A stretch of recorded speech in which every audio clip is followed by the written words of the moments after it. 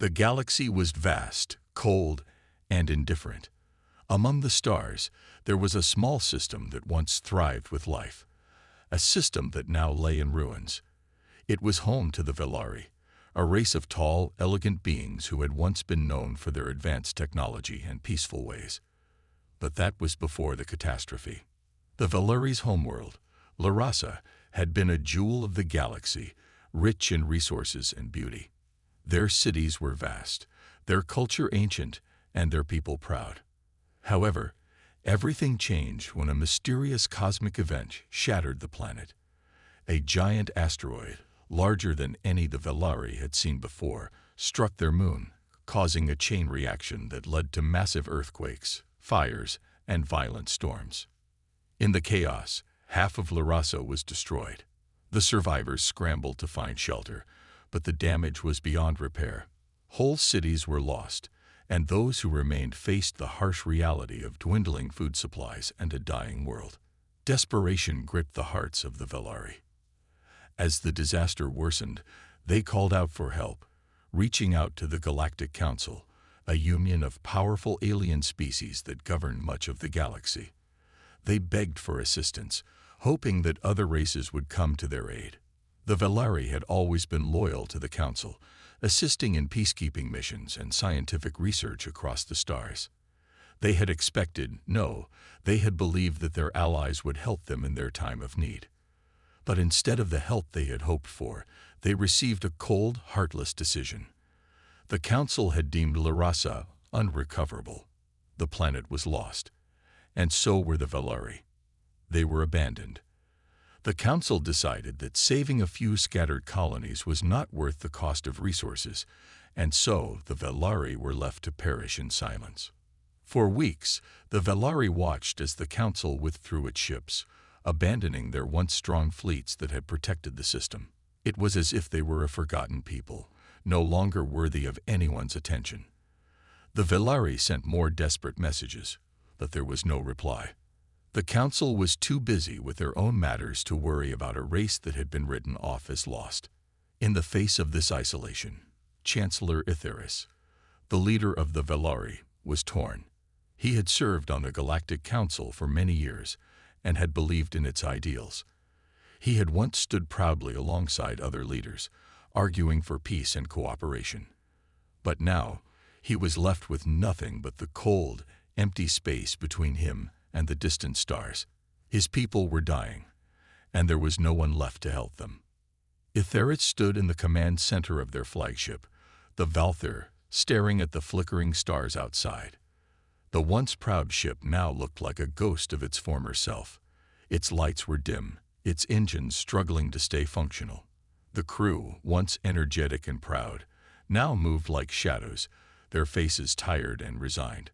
The atmosphere was heavy with the weight of hopelessness. "Chancellor," a voice broke through his thoughts. It was Talia, one of his trusted advisors.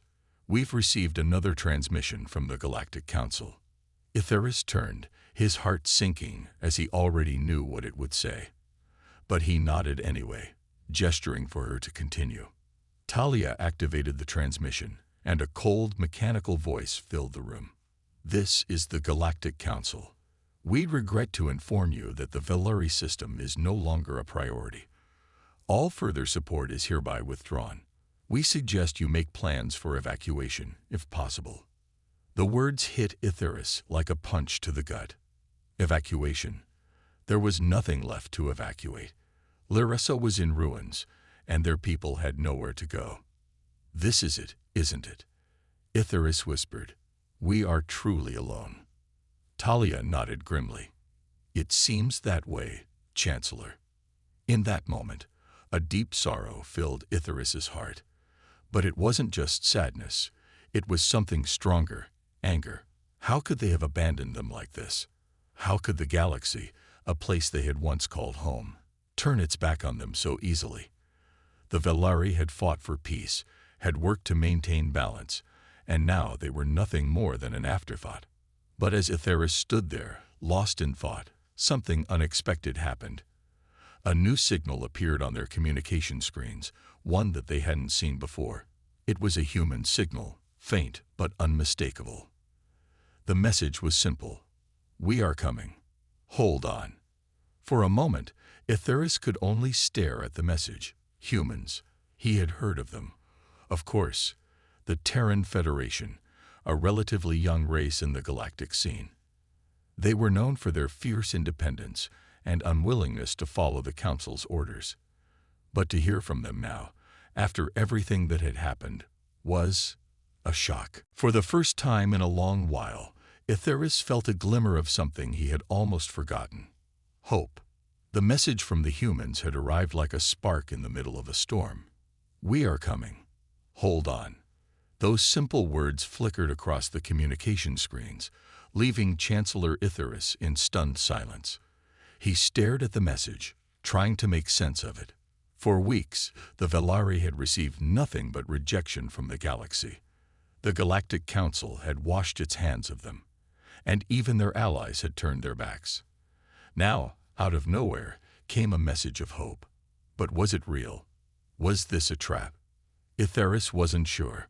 Humans, the Terran Federation, had never been a part of the Galactic Council. In fact, they had often challenged the Council's decisions. Yet they were known for their courage and their unpredictable nature. If anyone could find a way to make the impossible happen, it was the humans. The thought of help was something the Velari had not dared to imagine. Their planet was falling apart. Their ships were barely functional, and their people were losing hope with every passing day. But could these humans truly help? Or was this just another cruel tease, a false promise that would end in more pain? As these questions swirled in his mind, Icarus gathered his council. He needed advice, but most of all, he needed a plan. If the humans were serious, they would need to be ready. If they were not serious, then they had to be prepared for even worse news. The council gathered in the dimly lit chamber of the Valther. The faces of the Velari leaders were tired, drawn with the weight of 1,000 worries. Talia, Icarus's trusted advisor, spoke first. Chancellor, we've done all we can to survive, but we can't hold on much longer. If we wait for help from the Council, we'll die here, alone. But if the humans are offering us a chance— She paused, her voice faltering. Is it worth the risk? Icarus turned toward her, his face a mixture of determination and doubt. We have no choice, Talia. We either trust them, or we perish. I will not let my people fade into nothingness. We will stand and fight until the very end, even if that end comes from our own hands. The room fell silent. The weight of Icarus's words hung heavy in the air. The Velari had never been a race to give up, but they had been pushed to the edge of extinction. Now, for the first time in many months, they had an opportunity, however small. Talia nodded. We will prepare for their arrival.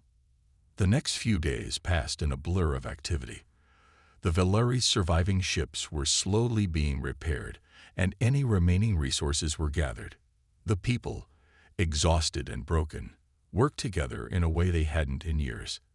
They had nothing left to lose, and this new sense of purpose sparked something in them, a light that had been dimmed for far too long. As they worked, the days grew longer, and the question on everyone's mind was always the same. Were the humans really coming? Then, a few days later, the answer came. A fleet of human ships, small but strong, appeared on the edge of the Velari system. Their sleek, angular designs stood out against the vastness of space. These were not the large warships that dominated the galaxy. Instead, they were compact and fast, built for efficiency rather than size. The ships carried no grand banners or flashy displays. They didn't need to.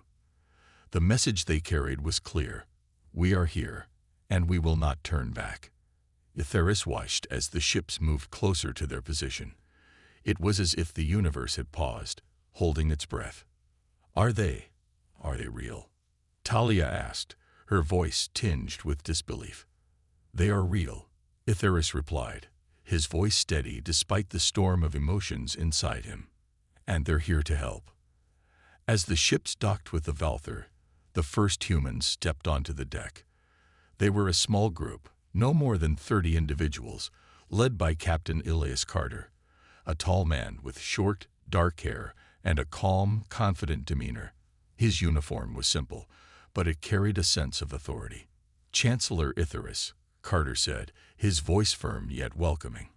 "I'm Captain Elias Carter of the United Terran Federation. We received your distress signal, and we're here to offer assistance. You are not alone anymore." Icarus took a deep breath. For the first time in what felt like an eternity, he felt a weight lift off his shoulders. These humans, so different from his own people, were extending their hands without hesitation. They didn't care about the politics of the galaxy. They didn't care about what the Council had decided. They cared only for one thing: saving lives. "I am deeply grateful," Icarus said, his voice thick with emotion. "I did not believe anyone would come, but you have. And for that, we owe you everything." Carter smiled slightly. "No one should ever have to face extinction alone.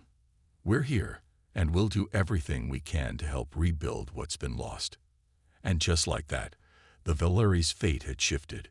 It was no longer about survival. It was about hope, about fighting for a future, no matter how impossible it seemed. As the human crew worked alongside the Valari, fixing what could be fixed and aiding in the rebuilding efforts, Icarus couldn't help but feel a spark of something he thought had long since died: hope. The humans weren't just offering resources, they were offering a future. For the first time in months, Icarus allowed himself to believe. Perhaps, against all odds, the Valari would not be forgotten. Perhaps they had found their place among the stars once more. The days after the human fleet's arrival were a whirlwind of activity. The Valari, who had once been a proud and independent race, now found themselves relying on the help of strangers. It was difficult to swallow. They had trusted the Galactic Council, only to be abandoned. Now, they were placing their trust in a race they barely knew: humans. At first, it felt surreal. The humans didn't ask for much. They came not to conquer, but to help. The repairs to the Valari ships were swift, and the medical teams moved quickly to tend to the sick and injured. There was no arrogance in the way they worked, no sense of superiority. They were simply doing their jobs. But to the Valari, it felt like a gesture too kind to be true. Chancellor Icarus walked through the corridors of the Valther, his thoughts heavy. Every step he took, he passed human engineers and technicians working side by side with Valari crew members. The humans didn't speak much to the Valari, other than offering brief words of encouragement. Yet their presence made an impact. It was not just the work they did, but how they did it. The trust they showed in the Valari, despite everything that had happened, was something that could not be ignored. But Icarus wasn't sure. Trust wasn't something easily earned, especially not after the Valari had been betrayed by the very powers they had helped build. How could they let go of their doubts? How could they believe that these humans, who had no obligation to help, wouldn't one day turn their backs on them too? Talia, Icarus's most trusted advisor, could see the uncertainty in her leader's eyes. She understood why he was struggling with this. It wasn't easy to place trust in anyone after what they had been through.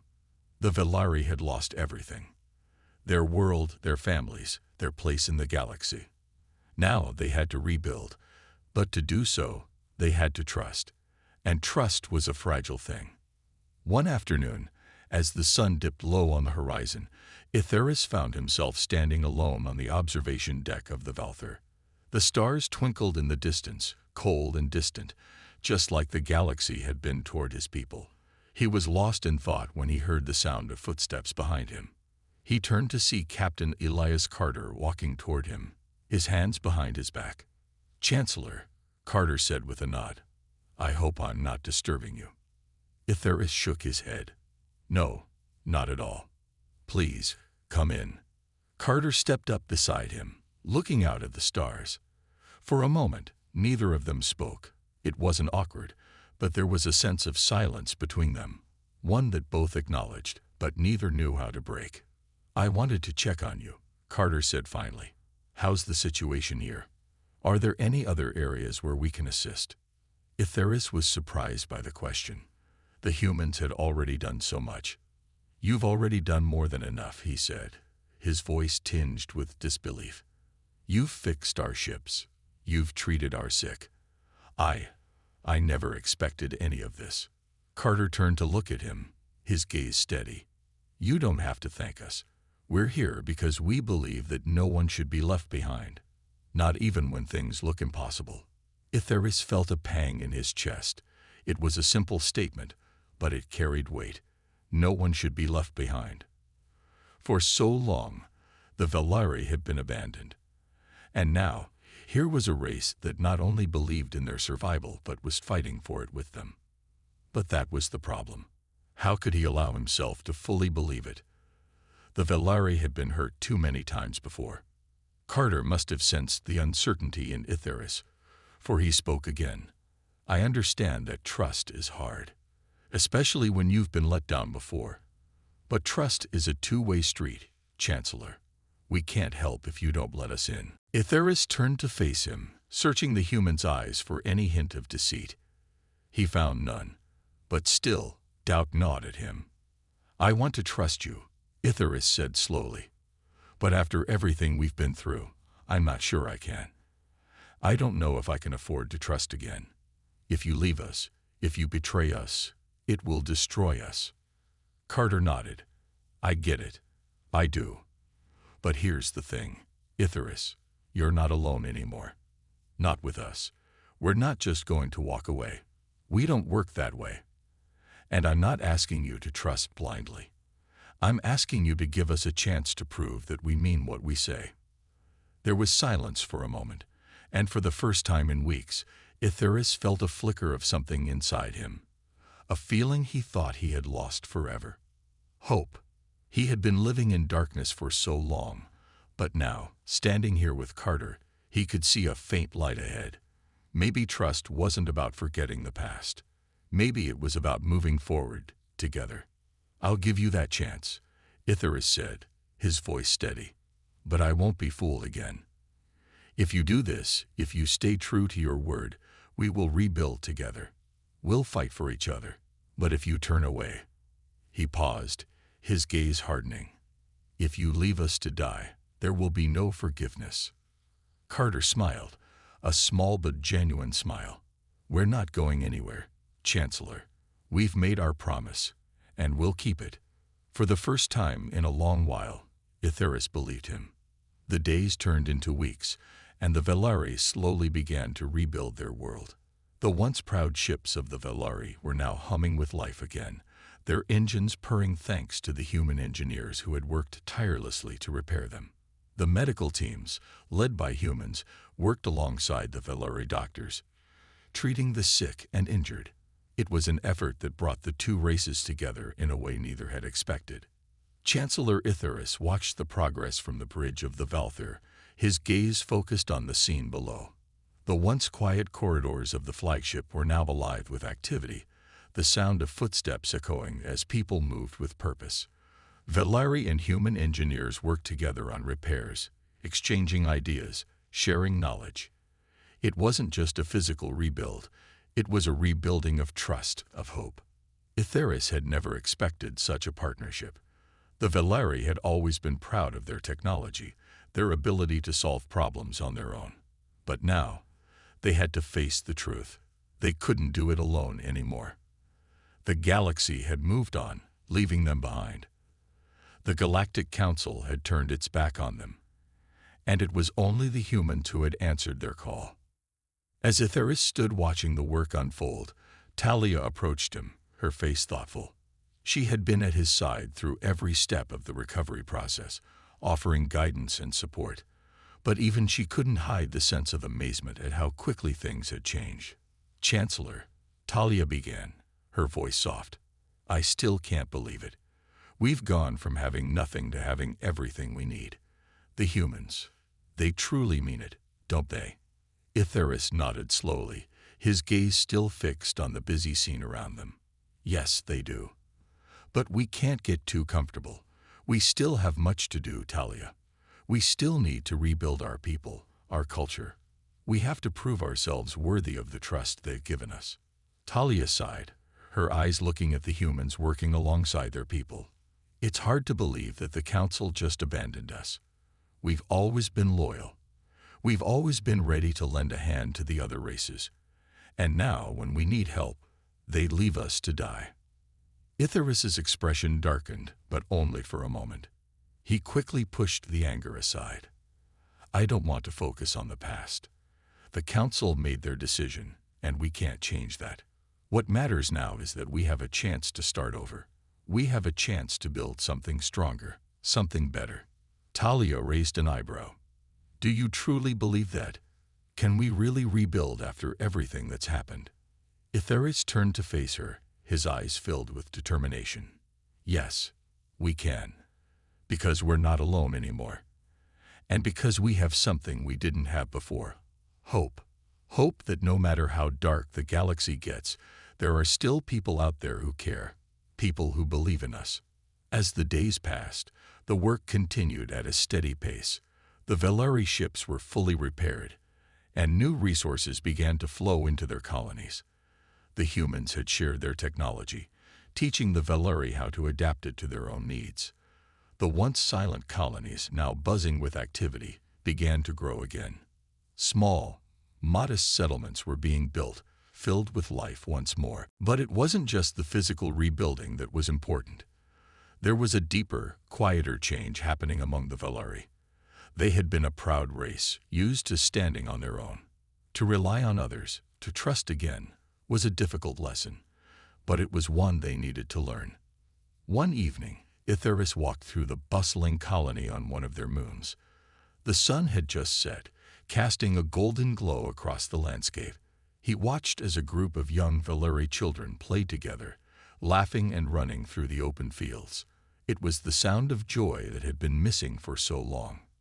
As he walked, he saw humans and Velari working side by side, fixing homes, building new structures, and talking in a way that seemed to bridge the gap between their two worlds. They were learning from each other, growing together. There was no hierarchy between them, no sense of one race being superior to the other. It was a partnership, pure and simple. At that moment, Icarus realized something. The Velari had not just survived, they were thriving. And it wasn't because of their technology, or their strength, or their knowledge. It was because of the trust they had placed in each other. It was because they had opened their hearts and minds to the possibility of a future beyond the pain and betrayal of the past. Icarus stopped to watch a group of humans and Velari working together to build a new structure. As he stood there, watching the future unfold before him, he felt a sense of pride rise within him. This was not just a new beginning for the Velari. It was a new beginning for all the races of the galaxy. The humans had shown them that there was more to survival than just existing. There was a way to live, to grow, and to build something greater than themselves. The Velari had always prided themselves on their intelligence, their technology, their strength. But now they knew that true strength came from something deeper, the willingness to trust, to share, and to stand together in the face of adversity. As Icarus looked up at the stars, he knew that the road ahead wouldn't be easy. There would be challenges, setbacks, and doubts. But for the first time in a long while, he was confident that the Velari had a future worth fighting for. And with the humans at their side, that future was brighter than ever before. The Velari were rebuilding, but the threat of extinction was never far from their minds. Despite the progress, Icarus knew that peace was fragile.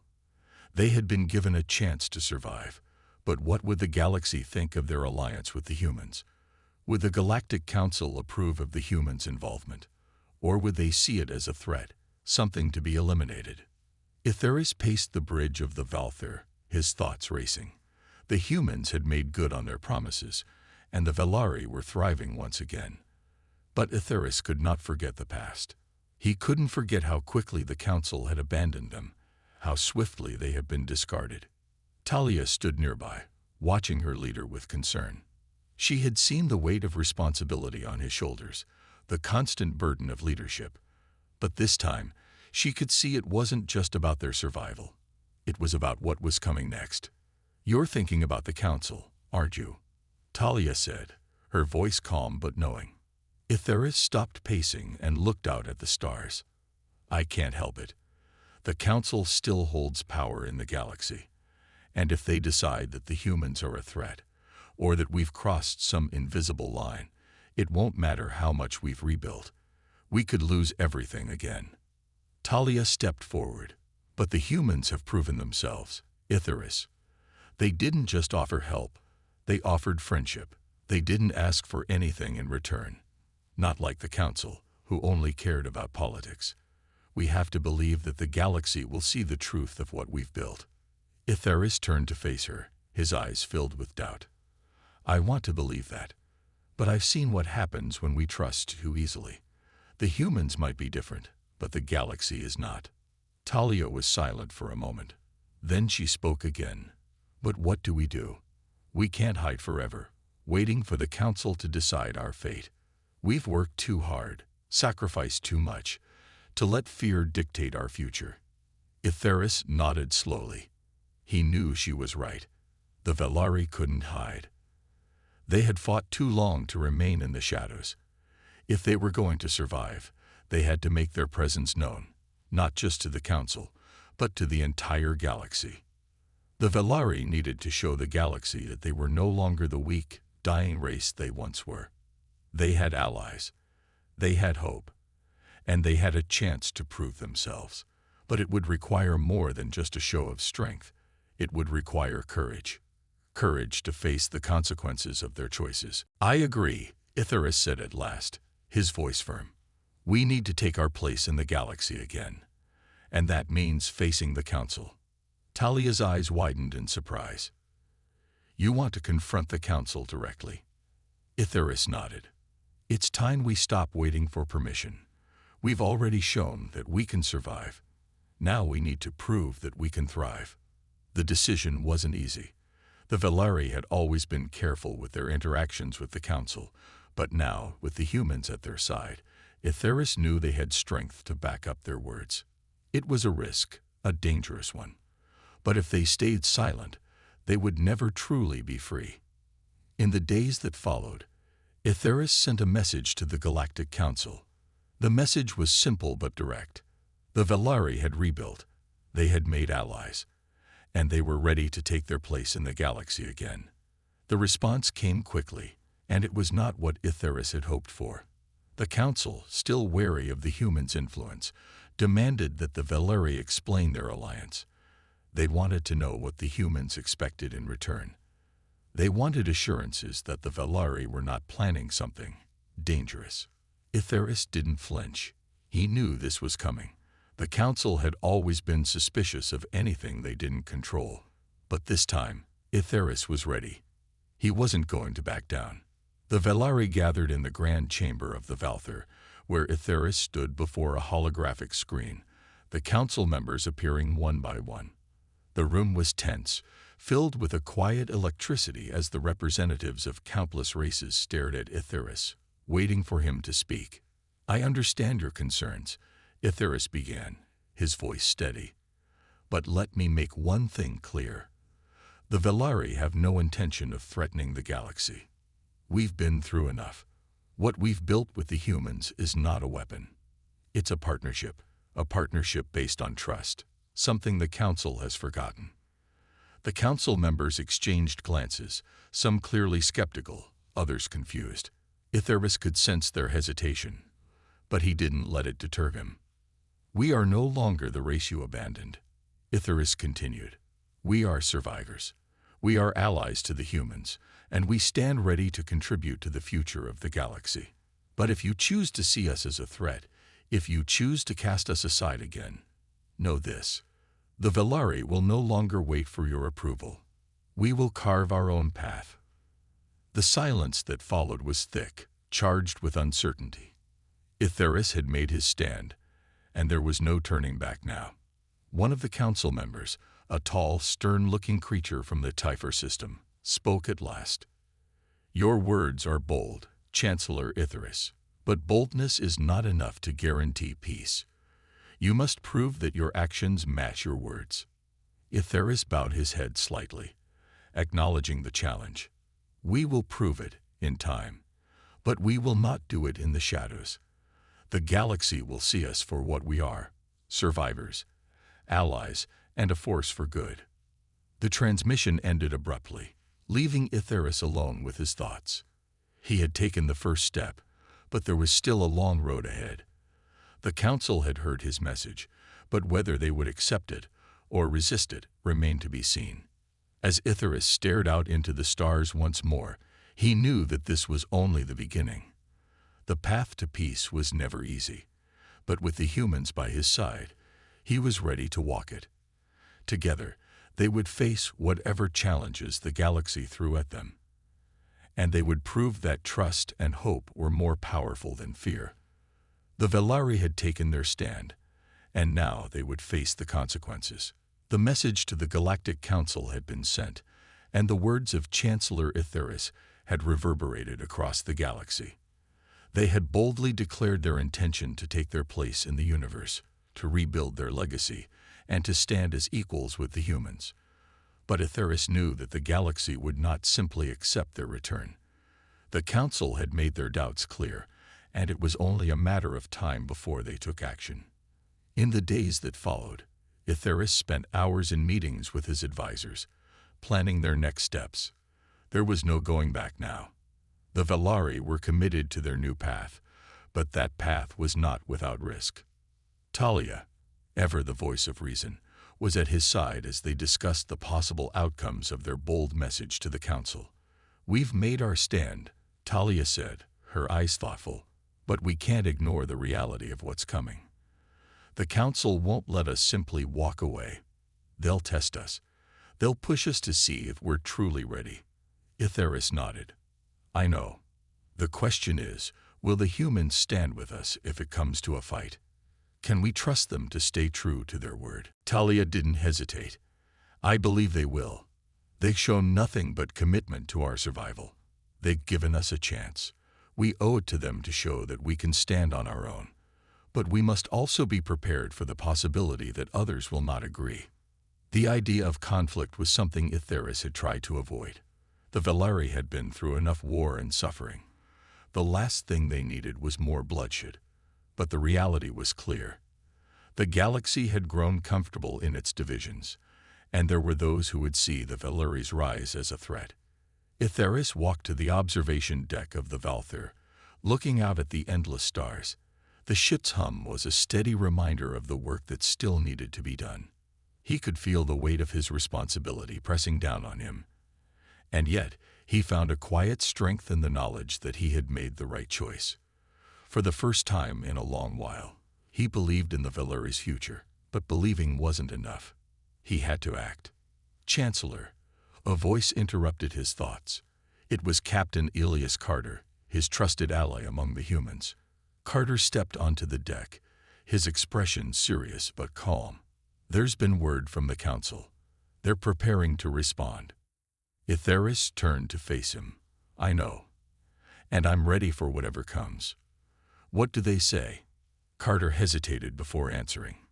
"It's not good. They're calling for a vote. Some factions are pushing for sanctions against the Velari for their alliance with the humans. Others are demanding that we distance ourselves from you. There are even whispers of military action." The weight of the news settled heavily on Itherius's shoulders. He had expected resistance, but not so soon. The galaxy was not ready for change, and the Council was too entrenched in its old ways to allow something as new and unpredictable as the Velari's rise to go unchallenged. "I won't back down," Itherius said, his voice firm. "We've fought too long to let fear and politics decide our fate. If the Council wants a war, we will defend ourselves, but I will not let them dictate who we can trust or who we can ally with. We make our own choices now." Carter nodded in agreement. "We're with you, Itherius. We'll fight alongside you if it comes to that. But we need to be prepared. This won't be easy." Itherius took a deep breath, his mind racing. "We don't want a war, Elias. We've seen too much death. But if it's the only way to protect our future, we'll stand ready. The humans have given us strength, and we will use that strength to show the galaxy that the Velari will not be silenced." The decision had been made. They would stand firm. But the question was no longer if the Velari were ready for the future. It was whether the future was ready for the Velari. Weeks passed, and the tension between the Velari and the Council grew.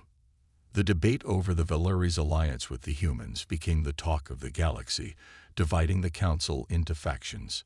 Some factions argued that the humans were an uncontrollable force, too unpredictable to be trusted.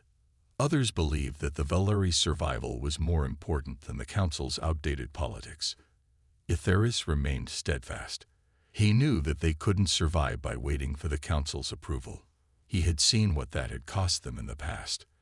The Velari needed to carve their own future, and they needed the strength to do it. Finally, the response from the Council came. Itheris and his team gathered in the Grand Hall of the Valther, awaiting the transmission.